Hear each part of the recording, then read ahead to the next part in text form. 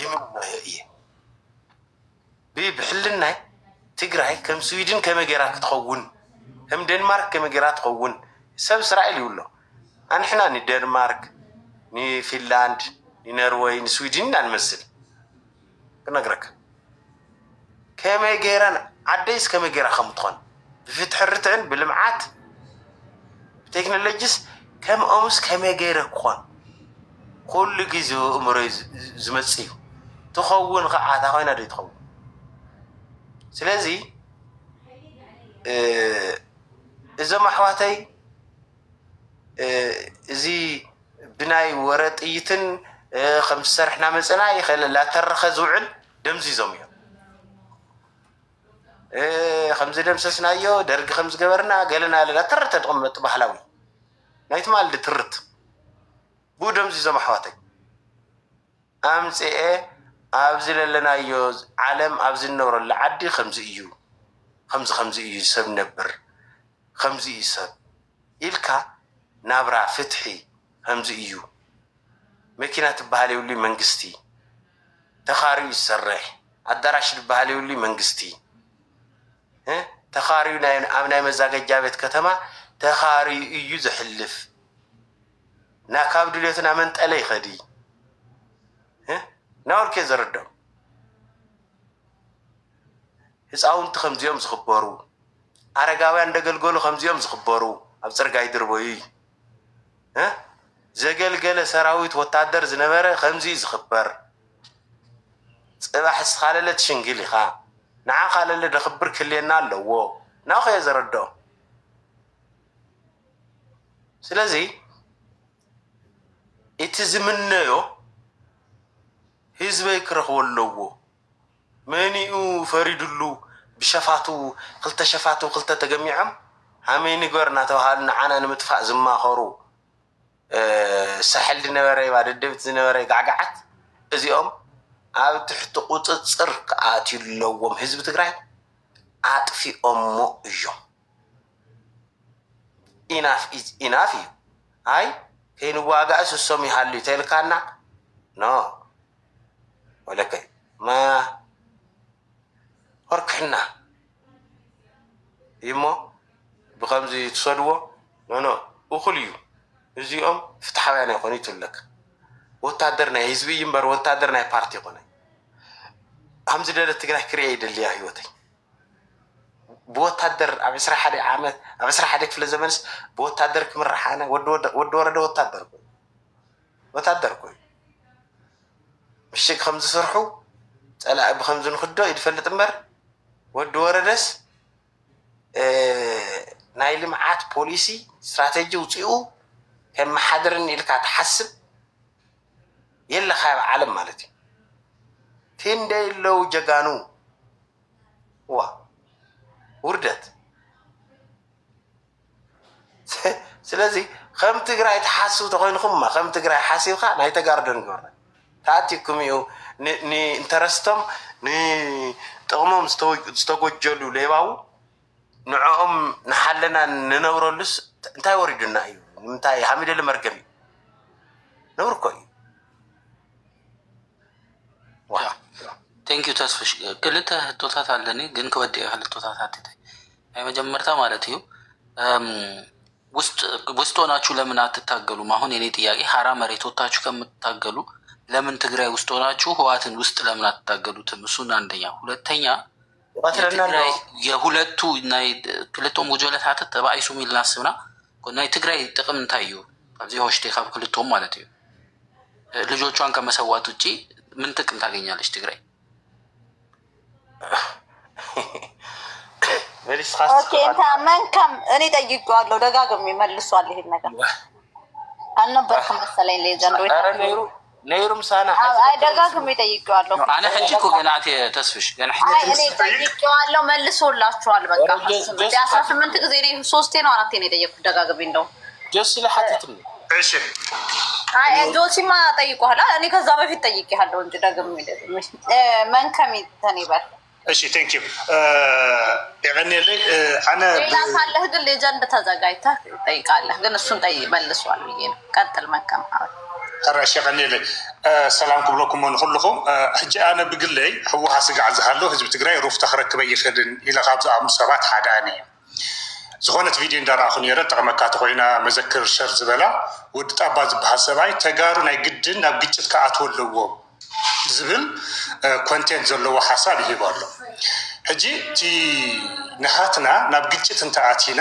ዝመጽ ሓደጋ ንዓኻ ምግላጽ የትልን عقمي يقولون كم تتولم زلها أنا أمنني عقم اللو نحمعون عقمي يسال نهاتي ستاندجن أركي زعم أرك خبلك أكله ناشم قلنا نسبعين سبعين زي كونس سرعة حقن بزحازة نسقطهم بسلام نسقطهم بسلام أبعدهم كنكم كسرحلو تخولو بروبوزال بزلوا حقن سرعة زمالة international standard زمالة أركي تتغيرس تقبله مكنياتو خاطو تورنت كدحنا الناس خدي لزعمن حادثي بعرك ندحر كوينو عقمهم كريون لخدينا عقمهم كريون لخدينا نحكالي عقم تحليون كريون لخدينا سلازي كم نهاتكم ستاند تعي عركي مالس بحسب صح مالتي يكون كل جن أو عدهم ما عرف صح اللي تدخل عدل ستاندرد زحلوه عركة تماتيس تقبل له thank you منكم مالتي نهاتي ستاند سلسلة تخوني بعرك سلازام تفكرنا يا نا بزيا زيادة إيه ترونا سناي نوزم مالي ጥያቄና ኦፒኒየን ስለሆነ ያለኝ ትንሽ ሰዓት ስለምፈልግ ይመልስና ኔክስት ስጭኝ ይላል ኔክስት አንተ ቀጥል እሺ ተስፋህ ቀጥል እዚውን አንተ ወቅት ጊዜ መልሰው ዕርቂ ገለባ አብዓድኩም ባ عادنا لقاتلنا وصينا بحساب كأمن زي خيليو بحساب تسعيرهم يوم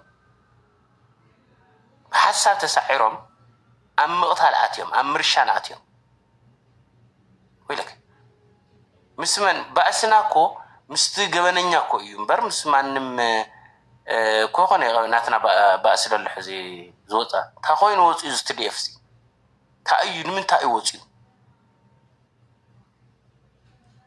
سمعوهم كون يرخم ما رحت يوم تلوهم سوات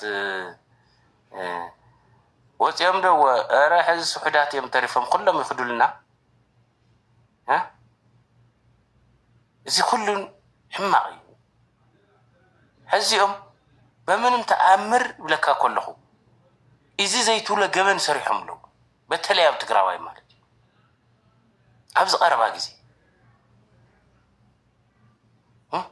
إذا جبن زحزم كزرارو نحق قرو أي خولي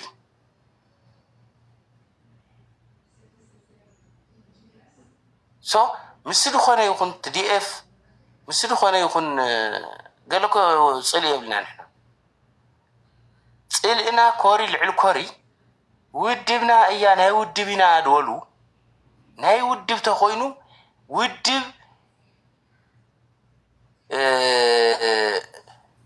نتودبين عوالي إمبر نهيزو يكون عوالاتو نتا عوالاتو ترحي حزي تودبين نتا عوالات إمبر نهاي تخالي تقراوها يكون ناي أمزلو خازيو نهاي تقرأين على ولد نور أفتي طورنت جزي بقلسي أصدق موتي خايا وتي أمري خايا سلازي مسومي بأسنا كأمن يو كرادة أي الخات حسب تغنكا يلي زنا فرح خاقعات عير بهال سلازي كابتوت أولك موت كابتوت أولك قطقات كابتوت أولك مجاوت وخون موسو تفعلي ما ينتنكم بروا نعنا حقهم يو كلك الله حقهم يو زلا كوشن قلنا أي كوزله حقهم يو نعس سمرودو زت فأخم موت حليو بتجراوي أو تجراوي تفردو ناس أتخونكم ناس أتخونو زي شلم تحليكم لا تشلموا نعو أوردو طرطاوت يخونكم ناب طرطاخم كبهالي زقبهم دي أرقم توصدوا كبهالي زقبهم لكم سلازي أبريتوريال تفراري مخا شود خا أنا كمرح يلو قلت من ود ورده فرمو ከምታዝ ለና ያይዱ ሆይዱ እሱውን ሸውዱ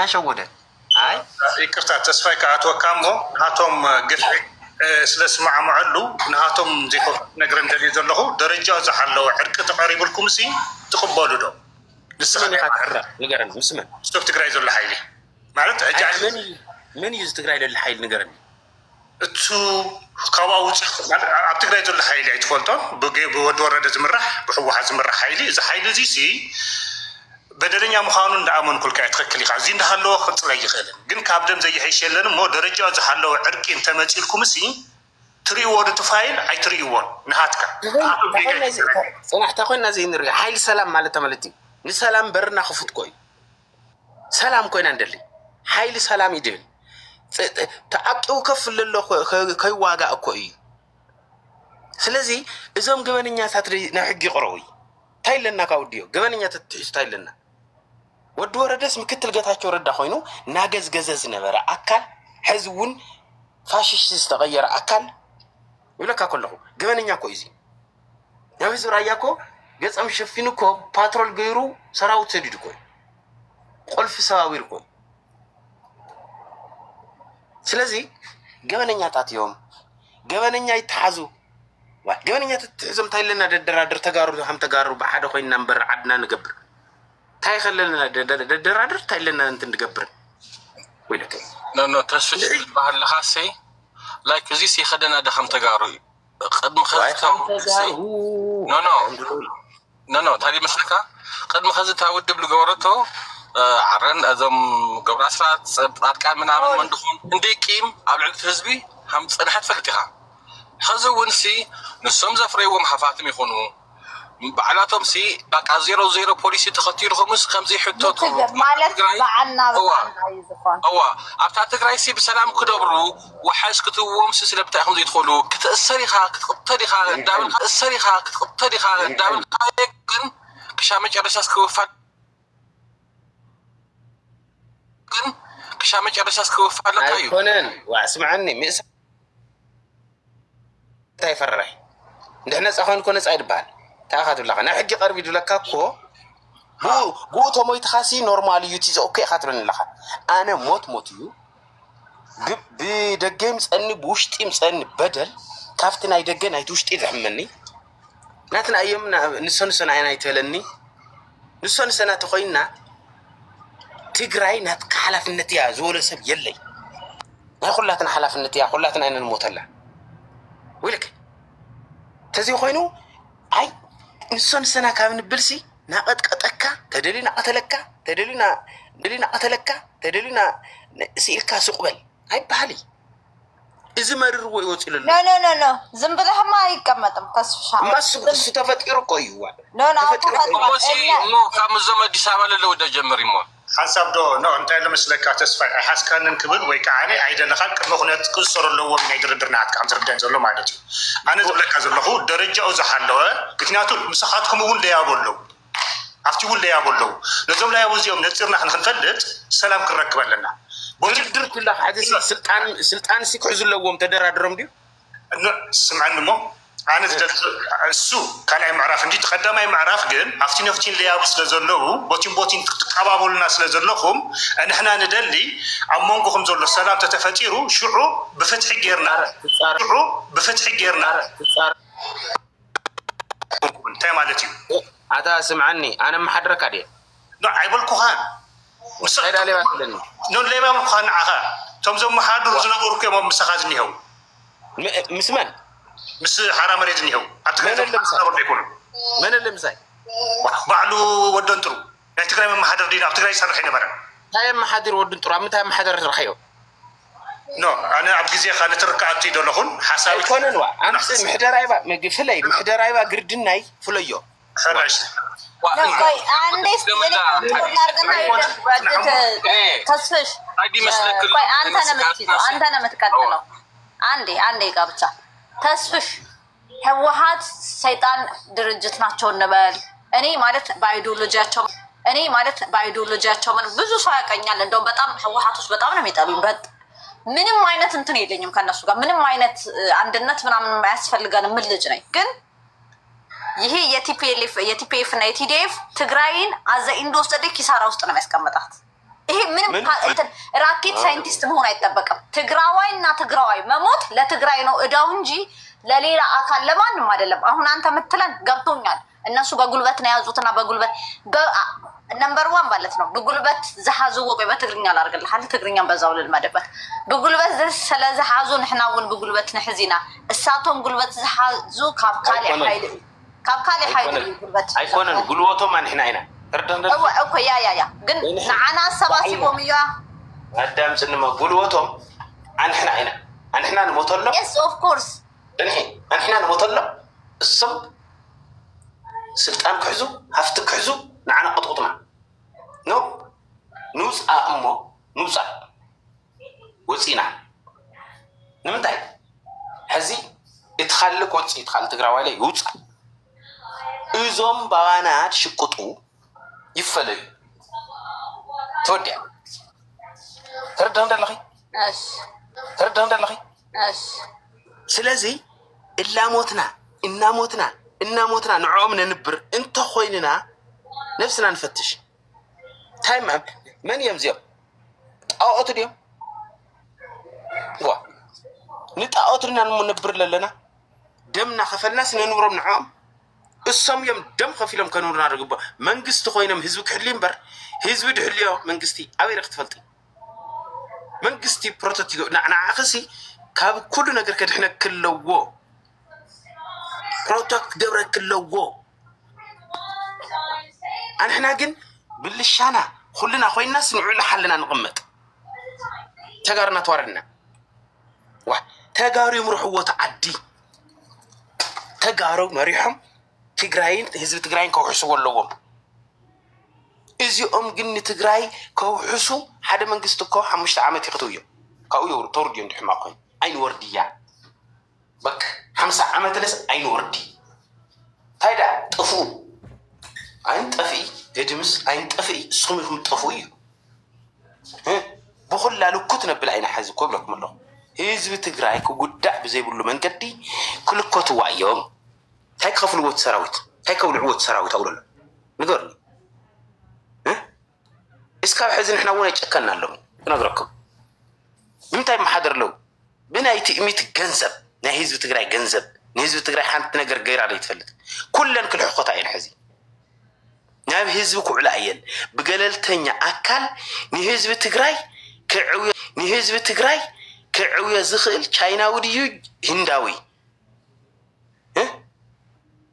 መፂኡ ብቦርድ ድማ ሓደር ኮይኑ ንህዝቢ ትግራይ ንሕና ንጥቀመሉ እሶም ይጥቀመሉ ክነፅዶ ኮይና ዳሕራይ እቲ ሕጊ ንዞም ኩሎም ፓርቲታት ናይ ትግራይ ድዩ ክህብ ወይስ ንስ ዝተሰረዘ ፓርቲ እዚ ሃፍቲ እዚ ልቢ ግበሩ ንኩሎም ይዝቦም እዞም ኩሎም ከዓ ንዖም ይገብርዎ ተቐቢልካ ቦርዲ መሪፅካ ገለልተኛ ኮይኑ ኣብ ኢትዮጵያ ሙሉእ ኣብ ኣፍሪካ ሙሉእ ዝሰርሕ ካምፓኒ ንህዝቢ ትግራይ ልዕሊ ማንም ይብለኩም ኣለኹ ህዝቢ ትግራይ ተረብሒዶ ብዚ ይርባሕዎ ካብ እንደ ይርባሕ ሓደ ጉጅለ ግን ከም ድልቱ ገብሮ ይኽእል ካብኡ ሓሊፉ መሬት ትግራይ ንዓደለ ድውዕል ብገንዘብ ተጋሮስ መሬትስ ገዚኦም ገዛ ክሰርሑ ማለት እዩ ዋ ንመን ብዚ ጉጅለ እዚ ተጋረላይስ መሬት ንህካ ኢና ኣታሕሰብዎ ዶ ንመን ዳዋጋ ኣሎ እንድሕሱ መሬት ሽቅጥ ኣሎ ኮይኑ ንተጋዳላይ ካሊእ ኢኻ ትገብረሉ ዋጋ ከፊሉ እምበር መሬት ዓዲ ቦኡ ክትህቦ ሓሲብኩሞ ዘለኹም እቱም ሰብ ንፈልጥ እኮ ኢና ሓወይ ከምዚ ኢሎሞ ሓፍተይ ከምዚ ኢሎማ ኣደይ ከምዚ ገይሮማ ኩሉ ድብል እዩ ዋላ ምስኦም ለሎ እሶም ንነብሶም ንደቆም እዮም ዝነበሩ ክነግረኩም ይገለስ ወዱ ሞይትዎ ተባሂሉ ዋይዋይ ድብል የለይ እንትን ተስፍሽ ግን ሚስ አንደርስታንድ በጣም እያረክ ነው እኔ ስለ ህወሓቶች በደንብ አውቃለሁ እኮ ስለነሱ አይደለም ዌዘር ዊ ላይክ ጦርናት ግን ወጣቶቹ ከነሱ ጋር ያሉት ሚስ አንደርስታንድ አድርገው ይሁምን ለምሳሌ by any means ትግራይ ጦርነት ውስጥ ከገባ any means ልባላይ ሰርሒ any means አይትበሊ functional warrior أنا فانكشنال قبل كله لمتى مسلكي نزي أمز اللي تجبر له يلقى كاو እኮ በፖለቲካ ይውል ትላንትና እኮ ተስፍሽ ትላንትና እኮ 95% ግራዋይ ህወሓት ይደግፍ ነበር ቀስ ቀስ እያለ ህወሓትን ራሱ ህዝቡ ማለት ነው ወይም ወጣቱ ኦኬ እያለ እየጠየቀ እኮ ይሄዳል እንደዛ የለም ህወሓት የሚባል የለም ህወሓት እንዴት ተጠብቃለህ ምን መንድዩ ሁሉ ዘለው ትብሉን ዘለኹም እናንተም እኮ ታማቱኛላችሁ መንድዩም ትገኝ ሁሉ ለምን ሁሉ ለው ኦኬ ትገኝ አይደለም አይደለም ጽንሒ እዚ كنقرك أنا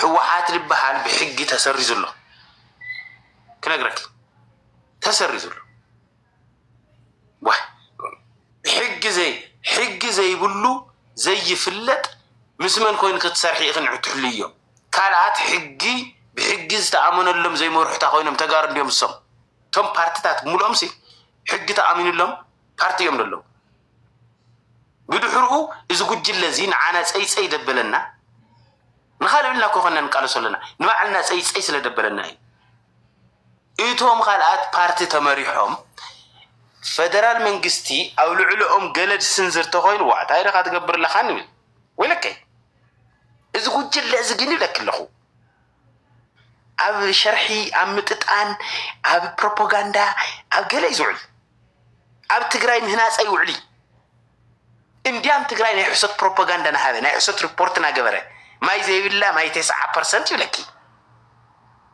أدو تقرأي 5 حالف الله يبلكي واي أبي إلا أدو تقرأي أفتنا قدم جزاء السبر خان هاللي تحضر لنا رجزاء أو إلى الله واي إيه مصر ده اللي بمصر 5 خوينا تقرأي يبلني أبي تبغي اللي نوسخ إلي لكي توصرنا هنا بالعه سفتنتنا تبعله السون لا يقول لا يوتيوه السون تخاحدهم كد بتخينا بتخينا هذا هزخات ولا دريقة هزخات تسرحه تلمعه تحجزه بزي هدلود أم ناي بتخ لا هذا ناس ما نقستي أيلني بقبرت سنايز كوجنزبنا مارتي أتيو نهزب كلمة مارت لنا نمارتي تينا ولا مارت مني تاخن حزي أكلت تيمتنا مني تلكنا حوحات نعاقي بكي جنزب أهي بكي تاخذ ولا خي سلازي لا السنة ما سيه يكون نسمع مدن إيكونوميكلي لهزبو متلالف على بس لتجري ይሄ የዚህ አይደለም የኔና ያንተ ጠብ የኔና ያንተ ማለት መስማማት የኔና ያንተ አለ መስማማት ቱ ቢ ኦነስት ዛሬ ብቻ አይደለም ተስፋዬ ሁሉንም ጠይቃቸው ይሁን አይቆማሉ ቲፒኤፍ ዴይ 1 ለትግራይ በስሜት ሊያናዱን ይችላሉ ህወሓት ለመንቀል አው ምናምን ይመች ይሆናል አደጋ ግን ለትግራይ በጣም አለው ነው የምላቸው ሁሉ ጊዜ ነው የምለው አደጋ ለምን በላይ ቆይሶን አለው ቆይ አንደኛ ደብረጽዮንን አናገኘውም እኮ እንዋጋ ብንል እኮ ከደብረጽዮን ጋር ከመንዞሪኑ ጋር ነው የሚዋጋው ከሚስኪኑ ያክስቶቼ ልጆች አሉ ዛ ያጎቶቹ ልጆች ዘመዶች አሉ የኔ ዘመድ ያንተ ውጣ በዩ ያክስትሽ ልጆች ዋ I have a lot of cousin by the way TDF like not TPF ደግሞ እኔ ቁጭ አብዚያ ተስፋ ሰላም ይልይ ሁሉ ንምንታይ ባይና ዝዕርቅን ድርድርን ደጋግምና ነልዕሎ ዘለና ብፍላይ ተቋምቲ ሲንታይ ተለወጠ ነገር ስለዘለይ እኔ አይኮም TPF ደግም እንት ሕግ ዘይቅር ሲንዕንዶ ፍሪ ሰላም ስማ ኖ ሓደ ጊዜ ማ احنا ለበና ሓደ ጊዜ صنعن ኖ ሰሚዕኩም እንዴ እዞም ሰዓት እዮም በዲሎም እዮም በደለኛ ናብ ፍርዲ ዝቀርብ ነፃ ተኮይኖም ፍርዲ ነፃ ይብሎም ተዚብ ኮይኖም ታሓጎብር ዲዮም ዝኹሉ ዓመታት ይስዕስዑ ነይሮም ክዕረቁ ዲዮም ይስዕስዑ ነይሮም ለማዓት ንሎም ዲዮም ይስዕስዑ ነይሮም ምልኸ ብናይ ማዕዝ ገበኒ ኸጥይኹም ምልኸ ዞም ሰዓት እዮም ብዝኾነ ይኹን ካብዚ ጀምሮ ብዝኾነ ዕለት ኦኬ ኣነ ይኮንኩን ዝብል ቤት ፍርዲ ይቕረቡ ቤት ፍርዲ ግን ክቐርቡ ኣለዎም ከም ዝቐርቡ ክፈልጡ ኣለዎም هو احنا نبلك هذا ناسي هذا نجر 5 جاروس قبل الحوحات انا حوحات كنبر يدلن كتفني ويل الحسب طب هنا جنسي خلينا يتلو حوحات حد يزمو حوحات عبد حلفه 30 عامات تبعيسهم تشعات جوجلتات كبتنوم كلو هندي سب تقيموا يتغراواي كله ولا وصينا حزب النيو زم إدو زم مندخوندو بنامندو وزيسي معات حزب تግራይ ሰቋሲ ልዩ ሕጂውን زم سبات زيهم ب0-0 بوليسي سي ስለምንታይ ዳخነ ሰራባብቶም ዘይንخእል በቃ ሰሪሖም ይሁን ታይ ማለት እዩ በገበል ብዝበደለ በደለኛ ናብ ፍርድ ቀሪብ ኢሉ ዝፈርስ ድቃስ ከሊካ ክሓድር ዋ ንምንታይ 44 እንዳ ታጅ ጦርጦስ ዘይኣቱ ብናይ ማዕዞ ወንጀል ክትኸሰሙ ለካ ከይብለካ ኣለኹ ናይቲ ማል እውን ይኹን ኣነ ኩይኮንኩን ናይ ወዲ 30 ይበልኩ ናይ 40 ይበልኩ ኣነ ዝኾነ ይኹን እዚ ጌርካ ደ ይበሃል ቤት ፍርዲ ኣይገበርኩን ይረ ነፃ ይወፅእ ገይረ ማንኛውም አይኮምዬ የትግራይ ነገር ኣነ ዘይብለካ ኣለኹ እዛ ነገር እዚያ ፍሬ እሕና ንብለና ብልፅግና ዝገበሮ ተጋሩ ከም ተጋሩ ኣብ ስምዒት ዘእተወና ኩሎም ኣብ ስልጣን እንዳሃለዉ ገበን ገይሮም እንዳሃለዉ እዚኣቶም ግን ተላለኽቲ እዮም ዶ ግዛዕም ዛዕደው ስልጣን ይነበሮምን ኢልካ መን ኢሉ ዲፈልይዎም ቀንዲ ኖ ቀንዲ በረዓርኪ ቀንዲ ናይ ትግራይ ፀገም ኣብ ውሽጢ ዘሎ እዩ ኣብ ውሽጢ ዘሎ ሓይሊ እዩ ማት ካሊእ ኩሉ ክሕተት ይብል እዩ ይቅርታ ይብል እዩ ብዝረኸቦ ቁፅሪ ዋዚ እኮ ሓደ ንባዕለቱም ሰባት ኣጥፊእና ኢና ከምዚ ጌርና ኢና ዝብለካ ሰብ እኮ ሓሳብ እኮ እዩ እዞም ሰባት እዚኦም ዝረኸቦ ቁፅሪ ኣይጣዕሰናን እዮም ዝብሉ ገና ክንቅፅል ኢና እዮም ዝብሉ እንታይ ዝመሰለ ፅላሊ እዚ ንሕና ብስሩ ናይ መን ናይዚኦም ናይ ኣብርሃም በጊዕ ኢና ንሕና ንምንታይ ኢና እንዳተበድልና እንዳተቐጥቀጥና ክንነብር ንፈቅድ ዘለና ስለዚ ሕግን ሕጋውነትን ንእመን ዝኾነ ንቐፃሉ እውን እዚኦም ጥራይ ዘይኮነ ንቐፃሉ እውን ኖ እዚኦም ጥራይ ዘይኮነ ብስሩ ንቐፃሉ እውን ተዓዲ ዓዲ ሓቂ ዓዲ ኩሉ ትዝበሃል ትክክለኛ ክኸውን እንተኮይኑ ናብ ሓቂ ምስተኣማምንካ ምትእማን ፈጢርካ ዝበደለ ከም ዝፍረድ ሽግር ዝገበረ መንግስቲ ይኹን ግለሰብ ይኹን ትካል ይኹን ሓደ መዓልቲ ከም ዝሕተት መርኣያ ክግበር ኣለዎ ትግራይ ንቐፃሉ ቆይ ይውላሃይኩም አምሃራ ሪጅን አለ እርስ በራሳቸው አንዱ የብልጽግና ጋር እንትን ታጥቀው ይዋጋሉ ለሪጅኑ ክራይሲስ እንጂ ምን ይልተዋችሁ ፍሬ ተስፍሽ ቴንኪው በጣም እንትን ላልከነ ግን አትጥፋ እኔ ሌላ ሐሳብ ደግሞ አለኝ ሌላ መጠየቅህ ግን ሌላ ቀን በቃ ረጅም ነው እሱ ደግሞ ወይ ይጠይቅህ አንዴ ወይስ በቃ ትሄዳለህ ልጠይቀው የገባ ነው ተስፉ ወይ እንድሕር ዘይደርካ እኮ እንትና ገበለኮ ፍሬ ያልተጠየቅ የለም መስለኝ ናየ ግን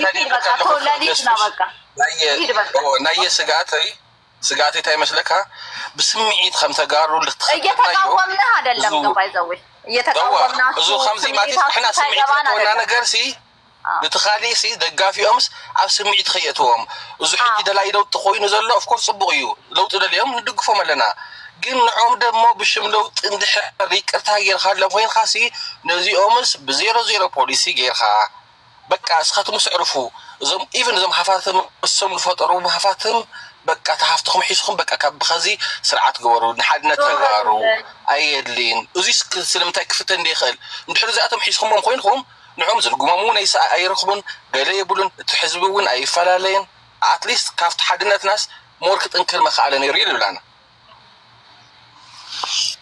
ኖ የተለያየ ሀሳብ ጥሩ ነው ተስፍሽዬ ግን ኦኬ በየሚዲያው ዲስከሽን አለ በየሚዲያው ይዘጋጃል ይብቃችሁ ልቀቁ በቃ ዳተዋል መጽብርክሞ እንታይ ኮይና ናበይ ንኸይድ ኢሎም ሰቢላ ለቆም ይወስድለው ስለዚህ ሲልካ መብልዕ ጊዜ እምበር ምዚኦም ይለካለሁ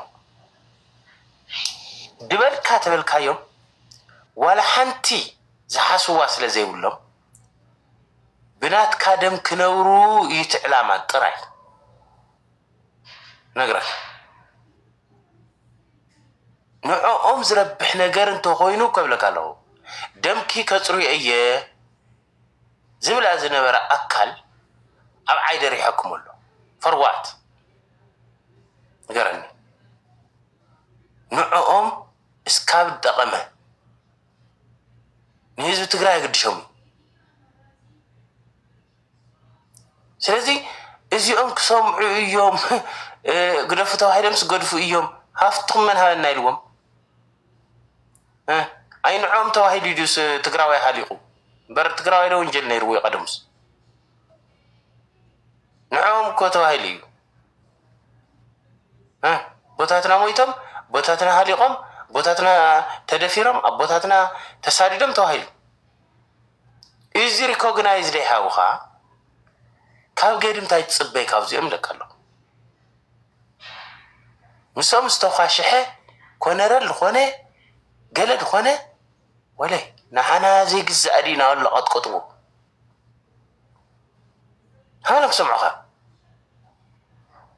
እዚ ስኢልካ እንታይ ድበሃል ማለት ስግኣተይ ወይ ገለ ድበሃል ኖ ሕልሚ ፈርሕካ ዶ ደቅስካ ክሕደር ኮይኑ ማነው ከፍ ኢልካ ክሕደር ኮይኑ ንመፀ ምፃእ ሕልምለት ሓልሞ እምበር ንሕልሚ ኢልካ ደቃስካ ይትስእኒ ሶ ርግፀኛ እየ ህዝቢ ትግራይ ቡጭ ደይልዎም ኣሎ እወ እንታይ ዳ ኮይኑ ክጥቅጥዎ ኣለዉ ፅቡቅ ኣፍታ 0 ሰዓት ህዝቢ ትግራይ ይዕምፅ ነቲ ዓመፅ እስኻ ትድግፎ ኣሽዕኡ እመነኒ እቶም ምስኦም ለለዉ እውን ምሳኹም ኢና ኮ ንሰርሕ ነርና ሃምዚ እዮም ይክሉኻ ፅቡቅ ነርካ ንዓእቶ ፅቡቅ ድሓን ወለይ ተደይ ኮይኑስ ዓለም ገሪምዋስ ኣታታ ኮይንኩም እዚኦም በስማ ያረኻዮ ድረሕኦም ኢሎም ባዕሉ መራሒ ተባሂሉ ላመርሖ ዮኖሳይድ ተፈፂምና ላለ ነይሩ ከምዚ ኮይና ናለ ነይሩ ሻዕብያ ኣውፁልና ኣብዚ መፅኡ ደብረፅዮን እንታይ ኢሉ ነረ ሻዕብያ ኣውፁልና በሉ ሻዕብያ ይውፀልና በሉ ኮይዱ ነረ ሕዚ ምስ ሻዕብያ ኮይድ ልጡፍ ምስ ሻዕብያ ኢየሱስ ተመፂኡ ለኣነ ይልጠፊ ክነግረክ ሻዕብያ ፋኖ ድበሃል ወሻል ኣደይ ትገረዘ እርኑብቲ ፅሪቲ ኣደኻ ሓፍትኻ ደፊሩ እዚ ኩሉ ግፍዒ ድፈፀመ ፋኖ ድበሃል ጨናዊ ምስ ፋኖ ኣልያንስ ዝፈጥር ምስ ሸፋቱ ዳፈከረ ድውዕል ሞት ክትሃብኻ ነብሲ ስለዚ እዚኦም ክብለካ ኣለኹ ተስፈሽ ዓዲ ኦሮሞ ማው ዘለኻዮም ከምኡ ደፊሮምና እያ ዘለኻዮም ኣይተለኒ የለኹ እሞ ክልቲኦም ላዕሊ ዘሎ ፀዊዕካ ኣይትዝለለዉ ዓብይ እዩ ዘድፈረ ቆይ አንዴ ጆሲ ተበናተ በደል ከመጣ ተጋሩ ነምበር 1 ተጠያቂ ብልጽግና ነው you cannot give for anybody ብልጽግና ነው ኢትዮጵያ መንግስት ህወሓት ስልጣን ላይ እያለ የኢትዮጵያ ህዝብ ብልጽግና ወንጀል የለውም ብዬሻለሁ እንዴ ምን ማለቴ ዋና እሱ በሚለው ነው ጆሲ በሚልህ በሕግን ኸይድ ሲ ፕሪቶሪያል ፈርም ተዋይል ተፈሪም በር ፕሪቶሪያል መሳሪያ ቀወሩ ይበለይ ሰምዕ ለኺ ዋ ስለዚ በፕሪቶሪያል ይደሓቶ ኮድ ብልጽግና ዋ በፕሪቶሪያል ከሓትት ፕሪቶሪያል ህዝብ ትግራይ ዕፅዋይ ክባይ ክፈተሉ ክትንፍስ ተባሂሉ እዩ ብፋኖ ኮሪ ምስ ብልጽግና ኮይኑ ነረም በሓደ ኣሽዕ ኮይ ኮሪ ፋኖ ዘይጥፈና እቲ ሓደ ከዓ ኣሽዕ ትፍረም ተሎ ተኸሊፈ ኢሉ እዩ ዝበለ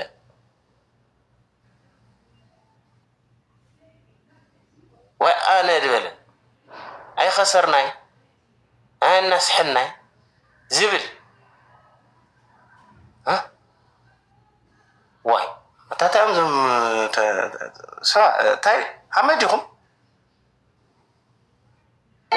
ይልህ ተስፍሻዊ ታይ መስለካ በተደረገው ነገር ሁሉም ተጠያቂ ነው ወንጀል ያለበት ትግራይ ውስጥ የገባ የኢትዮጵያ መንግስት ጠየቅም አላልኩም እኔ ቆይ አይደለም አንዴ ስማኝና አንተም ትንትላለህ ግን ምን አለ መሰለ እኛ በፕሪቶሪያ ተስማምተናል ኢንተረስት ያለን ከኢትዮጵያ መንግስት ጋር ነው ኢትዮጵያኖች ነን ፔሪድ በቃ ስለበደል ከተመጣ ግን ነው ማለት ሪስፖንሲብሉ ከሻቢያ በላይ የኢትዮጵያ መንግስት ነው ምክንያቱም ሶቨሪቲ የትግራይን ሶቨሪቲ የኢትዮጵያ መንግስት ነው እንጂ ማስጠበቅ ያለበት ሻቢያ አይደለም ወይ ፋኖ አይደለም ፋኖ ማለት ነው። ፋኖን እንትን የአማራ ልጅ ኃይልን አብይም እንዴት አንዴ በእናትህ እስቲ ባፌ አትግቡ። ይሄ ስለ ህግ ነው የምነግራችሁ። ሂዱና አንብቡ። አሜሪካን እንትን ውስጥ የገባውን ሪፖርት የተደረገውን ማታውቁ ከሆነ ንገሩን። ይኸውልህ ተስፍሽ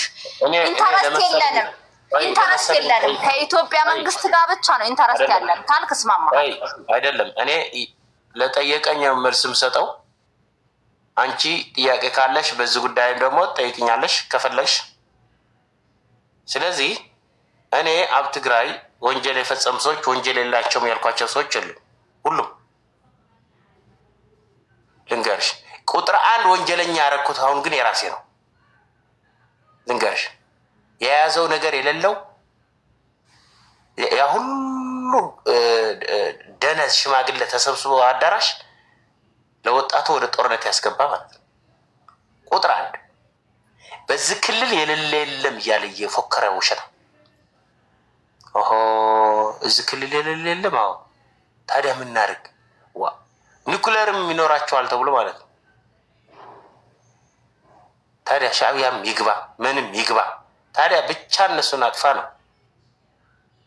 ምክንያቱም እዚህ ክልል የለም ተብለዋል። ያ ጣሳ ቀጥቅጥ እኮ እዩ ተስሓብ መኪና ገይሩ ኒኩሌር ዶ ሚሳኤል ድላለና ባንዲራ ሸፊኑ ጣሳ ቆርቆሮ ዝደንቆሮ ዋታ ሕደግና ይደረስ ያኹም መደው። ስለዚህ ፀላኢኻ ምን አለ እኔ አላደረገም ማለት አልገባህም። እኔ እንትን ልክ ነህ ተስፍሽ። የዚህ የህወሓት እኮ ችግር በደንብ ገብቶ ምንድነው ግን ፖለቲካ ላይ ካሁን ወዲያ እኛ ከኢትዮጵያ መንግስት ጋርና መንግስት ጋር ነው ዲል ያለን። ፕሪቶሪያ ተፈራርመናል። ኢንተረስታችን በቃ እሱ ላይ ነው መቆም ያለብን። በበደል ግን ከተመጣ ነው እኔ ተስፍሽ ሁሉም እሺ ለብልጽግና ወደ ህግ ልትወስጂው ማለት ነው።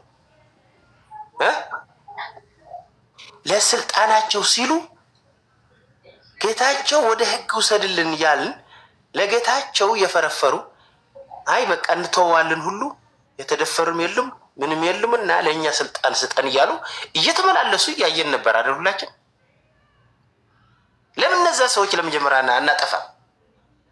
በእኛ ቁማር የሚጫወቱ ሰዎች መጀመሪያ ፍትህ እንዳናገኝ የትግራይ ለዓላውነትና ጥቅም እንዳይከበር በራሳቸው ጥቅም የሚመዝኑ ለምንድን ነው መጀመሪያ እነዚህ አንድ ነገር ማናደርግ? ምንድን ነው የምትለው? የትግራይን ፍትህ በማዛባት በነጌታቸውና በነ ደብረጽዮን መሀል ያለው ልዩነት ምንድን ነው? የነጌታቸው የተሰጣቸው ስልጣን እንዳይሰሩ ምን ይደረግ ነበር? ረስታችሁታል እንዴ? ለእኔ ስልጣን ስጠኝ፣ ለእኔ ከሰጠኝ እንደዚህ ነው እንደዛ አደርጋለሁ እንዴ? የትግራይ ህዝብ ኢንተረስት ሳይሆን ስልጣን ከሰጠኝ እኮ ነው የነበረው። ደብረጽዮን በዚህ ይሄዳል፣ ወድ ወረደ በዚህ ይሄዳል፣ ጻድቃን በዚህ ይሄዳል፣ በየነ በኩር በዚህ ይሄዳል። ማታውቁት ነገር አለ። ኖ ጌታቸው በስልጣን ላይ ባለበት ጊዜ የስልጣን ተግዳሮት አለብኝ ብሎ ለህዝብም አላሳወቀም፣ ለጊዜያዊ አስተዳደሩም አላሳወቀም። የስልጣን ሽኩቻው ጌታቸው ስትል ጌታቸው ብቻ አይደለም መንግስት። ጌታቸው የሚሰራው ስራ እነሱ እንደ ጌታቸው ነው መቀጠል ነው የነበረባቸው እንጂ ለጌታቸው መረበሽ ስራ ነው የያዙት። እነሱ እየረበሹት ነው ስላልክ እኮ ነው። እየተረበሽኩ አይደለም እያለ እኮ ነው እሱ። አዲስ አበባ ምንን መቼ ነው አልረበሽንም ያለ? አድመጠኝ። አዲስ አበባ ሄዶ ሸራተን መግለጫ ሲሰጥ ክልሉ ላይ የስልጣን ተግዳሮት እንዳለና ሊያሰሩኝ አልቻለም የሚል መግለጫ ሰጠ። እንደገና ደግሞ እሱን ራሱ የተናገረውን ፓራዶክስ በሚያደርግ ሁኔታ በስልጣን ዘመኔ ወዲ ወረደን ማንሳት እየቻልኩኝ ያለ ማንሳቴ ስህተት ነው ደግሞ ብሎ ያስቀምጣል። ስለዚህ ማንሳት እየቻለ ፓራዶክስ እኮ አይደለም ታዲያ። ይሄ አንዴ አድመጥ። ማንሳት እየቻለ ካላነሳ ስህተቱ የጌታቸው ነው። ስልጣኑን በአግባቡ አልተጠቀመም ማለት ነው። እና ወዲ ወረደ በውልቀው በግለሰብ ነው የሚልህ ያለው። እንደንትን ግን አላሰሩኝም ብለሃል። አይ አላሰሩም ብለውታል። ሰናሐዊ አላሰራም ብለውታል። መሰክራለን። እኔንም አንዴ አድምጪ። እኔ እኮ አሰርተውታል አላሰሩትም አይደለም እያልኩ ያለሁት። ጌታቸው የግምት ፕሬዚዳንት በነበረ ሰዓት ሸራተን ኢንተርቪው እስኪሰጥ ድረስ በዙሪያው አላሰራ ያሉትን ሰዎች አላሰራም አሉኝ ብሎ ለህዝብ ያሳወቀበት ምንም አይነት ሁኔታ አልነበረም። አላሰራ አሉኝ ብሎ መግለጫ የሰጠው ሸራተን ሄዶ ነው እንጂ እኔ እያሰሩት ነው እያላሰሩት ነው የሚል አርጊመንት ውስጥ አልገባሁኝም። ማለት ሁሉ አክሽን አልወሰደም ነው የምትለው ያለኸው። እሱንማ በቃ እንግዲህ ተስፋዬ ብለህ ትሆናለህ። ሁለና ተቃዋምቲ ላይና አክሽን አልወሰደም ነው የሚልህ ያለው። ከሱም ሌላ ፍርዬ እኔ አጽንኦት እንዲሰጠው ብዬ የምጠይቀው ተስፍሽዬ፣ ቆይ አንዴ እቺ ልጨምርና አንተ ላይ ነው። ይኸውልህ ተስፍሽዬ እዚህ እያደረጉት ነው፣ ካንስል አውት እያደረጉት ነው። ሴም ቲንግ በእናንተ በኩልም ከብልጽግና ጋር ለመስራት ተብሎ ካንስል አውት እየተደረገ ነው እና በተቻለ መጠን ስለ ግፍ ስትናገሩ እዚያ ሜንሽን አለማድረግ አንዱን እንትን ወይም እዛ አካባቢ አለመድረስ አለመናገር ቢኮዝ ኤቭሪ ታይም ይኸውልህ ስማ ኤቭሪ ታይም ሴም ቲንግ አይ ሃቭ አ ፕሮብሌም እዛ ጋርም ስገባ ይኸውልህ ከሻዕቢያ ጋር ለመስራት ሲሉ ብልጽግናንና ፋኖ እንዴት ወደ እንትን እንደሚያደርጓቸው አሁን ፍረስ ትነግርህ ነበር። እኔ ኢትዮጵያ ላይ በመሆኔ ኢትዮጵያዊ ሁኜ ከብልጽግና ትለኛለህ። ወድራያ ብልጽግና አይደለም ሙቻለሁ። አቆምክ እኮ አሁን እኮ ምን አደረክ መሰለ ወድራያ ምን አደረክ መሰለ የሻዕቢያን መጥፎ ነገር ተናገርክ፣ የፋኖን መጥፎ ነገር ተናገርክና የአብይ ምንም ነገር አልተናገርክም። አይደለም I was expecting you ትናገራለህ። አይደለም አዳምጥ፣ አይደለም የሚገባ ከሆነ አዳምጠኝ። ብልጽግና መጥፎ ነገር ትለኛለህ። መንግስት ነው ፕሪቶሪያል ተፈራርመናል። አዎ በፕሪቶሪያል እንሂድ ብሏል። እንሂድ የለም እነዛ ሽፍታ ምን ብዬ ነው እንትን የምላቸው? ያኛው ደግሞ ሌላ አላው ሀገር የራሱ ሀገር ነው የያዘው። ከሱ ጋር ክልል ላይ ሁኜ ከላላው ሀገር መደራደር አልችልም። የፌደራል ስራ ነው። ምንድን ነው የምትለው? ስለዚህ ወድ ተስፋዬ ምን መሰለህ አሁን ፒፒ ትግራይ ላይ ጄኖሳይድ ፈጽሟል የሚለውን አታምንበትም? ምን ፒፒ ትግራይ ላይ ጄኖሳይድ ፈጽሟል የሚለውን አታምንበትም? ደብረጽዮን እንኳን አላምንም አለ። አሁን አንተ እኔ ነኝ መሪ ነበርኩ አይደለም። ወድራያ ምን መሰለህ ወድራያ ምን መሰለህ ደብረጽዮን ያለው 1.5 ብለው ብዙ ገለንባቸዋል እያሉ ሊያሸማቅቁን ነው ያለው እንጂ ጄኖሳይድ አልተፈጸመም አላለም። አልተፈጸመም ብሏል። ይበል ደብረጽዮን፣ አንተ የራስህ ኦፒኒየን ምንድን ነው? እኔ መሪ አልነበርኩም እኮ አይደለም። ይኸውልህ አንተ ይኸውልህ አሁን ተስፍሽ አሁን አንተ የምታወራው ኤግዛክትሊ ዋራ ማፍሬድ ይሄንን ይፈራ ነው። አንዴ ጆስ ቆይ እንደ ሀራ መሬት አመራርም ሳይሆን አንተን አትበሉ ማለት እንደ ሀራ መሬት አመራር ሳይሆን ይገርመኛል። ማይሆን አንድ ቆይ ሓደ ነገር ዘምሰባት ይጠይቅ ምሻዕብያ ኮምፕሮማይዝ እንዳረበ ሐሰት ከዛዓትካ صراي كون عدد ተተሐሳስባኩም ብስሩ ከመይ ገርካ ሁሉኝ የምጠይቀን ጥያቄ እንደ አንድ እኔን ስጠይቁኝ ወይ እናንተ ተስፋይ ቦታ ሂዱና እንደዛ ብዬ ልጠይቃችሁ ወይ እኔን ጠይቁ። ገባህ? እዛ ቦታ ለምን አትሄዱና እንደዛ ብለን እንጠይቃችሁ። ማንም እኮ ሌፍት ኤንድ ራይት ያውቀዋል። የብልጽግና መንግስት ጄኖሳይድ እንዳደረገ ሁሉም ያውቀዋል። ግን ዝም ብለው ፖይንት ለማስቆጠር የምጠይቁት ጥያቄ ግን ፌር አይደለም። እኔ እንደዛ አይደለም ወንድም፣ እኔ ጠየቅኩህ እንደዛ ናችሁ ፖይንት ለማስቆጠር ኖ አይደለም። እዚህ ጋር ሲጀምሩ የትግራይ ስለ ትግራይ ወጣት ነው እያወራን ያለው የፖይንት ጉዳይ አይደለም። ዶልፊ ተስፋዬ በስነፋት የሚመልስ ነው። ግን እንትና ሁላችሁ እሺ አላወራም። ፍሬ እኔ አንድ ታውቂያለሽ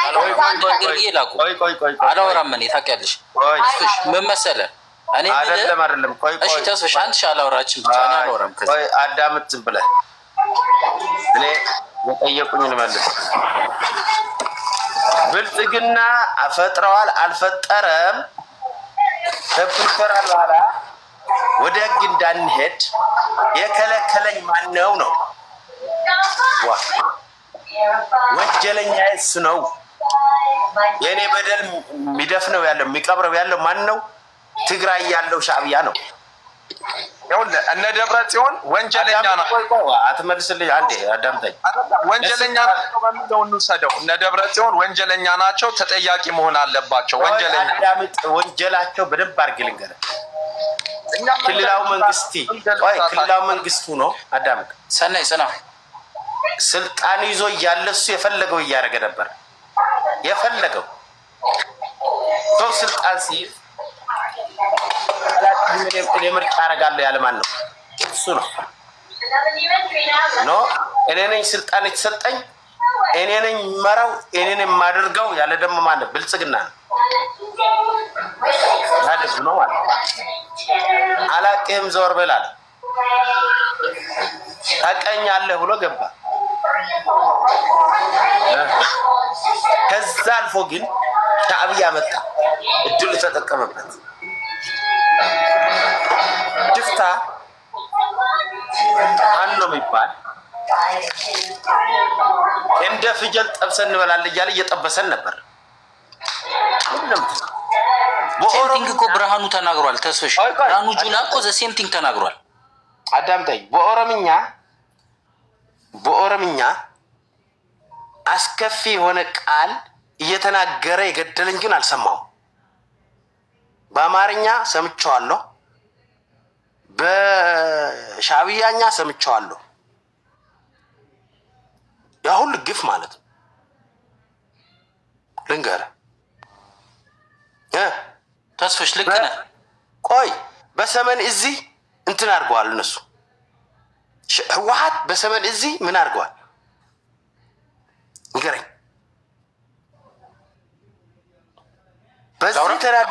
በዚህ ተናዶ የመጣ ኃይል ሌላም ሊያደርግ ይችላል። ግን ይህንን ወደ ህግ እንሄድ። ፕሪቶሪያ ላይ ጄኖሳይድን ጀስቲፋይ እያደረግክ ነው ተስፍሽ። አርገዋለሁ። ተስፍሽ ኢትስ ኖት ፌር። ተስፍሽ ያረክ ያለው ፍሬ ኢትስ ኖት ፌር አይደለም። ፍሬ ፌር አይደለም። ሻዕቢያን ኢንቫይት ያደረገው ፒፒ ነው። ፍሬ ሻዕቢያን ኢንቫይት ያደረገው ፒፒ ነው። አንድ ጊዜ እንዲያርግ ልስጣችሁ። ኦኬ ቀጥል። አንዴ ጨርስና ከዛ እናንተ ትገባላችሁ። ቀጥል ጨርስ። ቴንክ ዩ። ሻዕቢያ ኢንቫይት ያደረገው አትበል። አገር ነው እንደማይገባ ያውቃል። ለዓላውነት በሰው ሀገር ጥሶ ገብቶ ለትግራይ ህዝብ ሻዕቢያ ሲቀጠቅጥ አይ ተጋብዤ ነው የመጣሁት ብሎ ሊድን ነው። በዓለም አደባባይ ህግ አይድንም። እንዴት ኢንቫይት እገሌ ነው ኢንቫይት ያደረገኝ ተስፋዬ ነው ወንጀል ስራ ያለኝ ከዛ ሰው እየገደልኩ ልትል ነው? ከዛ እኔ ልያዝልህ ነው መሰለ? በህግ አይን አይደለም። ያ ወንጀለኛ በትግራይ ህዝብ ውስጥ ሆኖ ያን ሁሉ ወንጀል የሰራው ወንጀለኛ በእኛ ላይ ሆኖ ያስቀጠቀጠን እያልኩ ነው። ሌሎቹ ህጎቹ ሌሎቹ ምን ይድረሳቸው። አሜሪካ ያወጣው እንትን ነበር። ልንገርህ ወንጀለኞች ማን እንዳረገ። አረ ወንጀለኞች አይደሉም ያለ ግን እሱ ነው። ልንገርህ መሪ የምትለው ትግራይ ውስጥ ሆኖ አሁንም የሚቀጠቅጠኝ በማርያማዊት ቀርቦ ምንድን ያለው ደብረጽዮን መሪ ነው እሱ አይደል? መሪ ነው። ደብርጽ መሪ ነው አይደል? ደብርጽ የለም ያለ ስለኔ በል አለ ትለኛለህ ለኔ። እኔ የት ነበርኩኝ? ከአንተ ጋር ውጭ ነበርኩኝ። ካልኩሌት ሳደርገው ግን የሆነ ሳይድ ትላለህ። ውቅሮ የጨረሰው ማን ነው? ማን ነው የጨረሰው? የውቅሮ ህዝብ ማን ነው የደፈረው? ውቅሮ ከሻዕቢያም ከህወሓትም የጠቀጠውና የደፈረው የረሸነው ራሱ ነው። ለዛም የፒፒ ሰራዊት ልብስ ለብሰው ማን እንዳወጣው የፒፒ ሰራዊትም አውቀዋለሁ። ሰነዱን የጋለ ልንገርህ። አይ ማለት እዩ አይተረዳኒ። እንዴት ቆይ ደህና ቆይ ተይ፣ ወጣቱ እንዲወጣ ነው። እና ህዝብ ምንድነው አልገባኝም። አንደኛ ይኸውልህ ተስፍሽ የእናንተ እንትን ግራ የሚገባኝ የኢትዮጵያ መንግስት ማለት ነው። እኔ ከኢትዮጵያ መንግስት ጋር መስራት አንደኛ የምፈልግ ልጅ ነኝ። ግን የኢትዮጵያ መንግስት ማለት ነው አንደኛ ተጠያቂ ነው። አንደኛ ተጠያቂ ትግራይ ላይ እናንተ እንኳን አሁን ለምሳሌ እንሰራለን ብላችሁ ፖለቲካ ማለት ነው ከብልጽግና ጋር ታንክስ ጋድ ምዕራባውያኖቹ ዌል ዶክመንትድ የተቀመጠ ነው። ኢቭን ዛሬ ነው ከትላንት ወዲያ እንትን እያየው ነበር። ኢትኒክ ክሊኒክ ተደርጎ የተደረገበት የትግራይ ነገር ሁሉ ነገር ተደርጎ ስቲል እንትን በዛው እየቀጠለ ነው። አንደኛ ነገር ተስፍሽ ኢትዮጵያ መንግስት ያላት ሀገር ናት። መንግስት ያላት ሀገር ላይ እንደ ወንበዴ ሶማሌላንድ አይደለችም ኢትዮጵያ። እንትና ነው ገደለን ታልልም። እኔ ኢትዮጵያ መንግስት ስፖንሰር አድርጓል። የአማራ ልዩ ኃይልን ስፖንሰር አድርጓል። የኤርትራ መንግስት አለው አድርጎታል። he should protect me። የሻዕቢያን መንግስት ጠይቀዋለሁ ራሴ ጠይቃለሁ። አልጠይቅም አልልህም። ግን ኢትዮጵያ ገቨርንመንት he should not let them in። ሶቨሪቲ ካንትሪ ናት እኮ ኢትዮጵያ። ትግራይ አስገብተህ አስጨፍጭፈህ ሪዝን ልትሰጠኝ ጀስቲፋይ አታደርግም። የኔን ሞት ማንም ሰው ጀስቲፋይ አያደርግም። ብልጽግና ሪስፖንሲብል ነው። 100% ሪስፖንሲብል ነው። 100% ብልጽግና ማለት ነው። ታንክስ ጋድ አልኩ ምዕራባውያኖች አስቀምጠውታል። እኔ ስለተናገርኩት ማን ስለተናገሩ ብዙ የገድስ የተቀመጠ ነገር ነው። ዌል ዶክመንትድ የሆነ ነገር ነው። ግን ኢትዮጵያ ውስጥ ህወሓት እያለ ማለት ነው የሆነ ሪጅን በሐረር አካባቢ ማለት ነው የአማራ ተወላጆች ቅዱስ ገደል የሚባል ምን የሚባል ነበር። በኦነግ ተደርገናል። ህወሓትን ነው ሲከሱ የነበረው የአማራዎች። ለምን ህወሓት ነው ባለስልጣን የነበረው። ህወሓት ነው ከረንት አድሚኒስትሬሽን የነበረው። 4 ኪሎን የሚያስተዳድረው ኢትዮጵያን የሚያስተዳድራት ህወሓት ነው። ለምንድን ነው ህዝባችን የሚጠፋው ብለው የሚከሱት? ስቲል ነው እንደዚህ ሆነናል ጠፍተናል ብለው ኦነግ አይደለም የሚሉት አማራዎች። እከፍትልሃለሁ ኦነግ አይደለም የሚሉት አማራዎች የሚሉት በህወሓት ጊዜ ህወሓት እንዲያስደረገን ነው የሚሉ። ለምን? መንግስት ስለሆነ መንግስት የሆነ ማለት ነው። መንግስት እያለን መንግስት እንደሌለን አታድርጉ። የትግራይ ህዝብ ደግሞ ትግራይ ውስጥ ብቻ አይደለም ተስፋ የተገደለው በየክልሉ በየሌላ አካባቢ የኔ ወንድሞቼ ቤተሰቦቼ ዘመዴ ሞተብኝ አለ ታስሮ ፕሮፋይል ሲያስደርገን ነበር። ወይ ለማንኛውም አሁን እኔ እንደዚህ እንትን ብዙም የሚያስፈልግ አይደለም ይሄ ጭቅጭቃችን። እናንተም ደግሞ ሰናይ ጥያቄ ጠይቁ ስትባሉ ሶልኩም አገገ ይተብሉና አይተሐሙም ሌላ አይፈማል። እሺ በቃ አሁን ነው ልጠይቀው። እኔ አሁን አንድ እድል ስጭኝ። አንደኛ ሀራ መሬት ብለው የወረዱ ሰዎች ፍትሃዊ ጥያቄ አላቸው፣ ግራ የተጋቡ አሉ። አንዳንዶቹ ደግሞ ግራ በመጋባት በአካባቢነት የወጡ ልጆች አሉ። ሀራ መሬት ወርደው ለትግራይ ህዝብ እንታገላለን ብለው እየተንቀሳቀሱ ይገኛሉ። አሁን ይህ ኃይል ተጠልፏል። የብልጽግና ሰራዊት ነው የሚቆጣጠረው የሚጠረንፈው። ኻቢዝ መፁ ካድረ ከምፂ ክልና ፍርየር ዝክልተሶምን ሓደሽ ትሬን ዝተገበሩ ናይ ህወሓት ካድረ መፁ እንደማንኛውም ትግራዋይ ተጋሩ ናቸው። ታይለ መሲልክ ዓደታይ ንሰይ ማኸብል ግደፍ እንደዚህ ጥያቄ ይኮነ ዘይኮነ ዓጀውጀው ይዝሩ ዘሎ ታይ ዝበሃል ኣሎ መሲልክ በይን ከምዛ ደለካ ክላትና ኮነን ክደፎም ደስ ናይ ቀንዕና ይኩንኩም ሳይኩም ስናሕ ማሕደሻ ታይ ችግር እኮ ይውል ተጋሩ ዲም ሳቶም ለ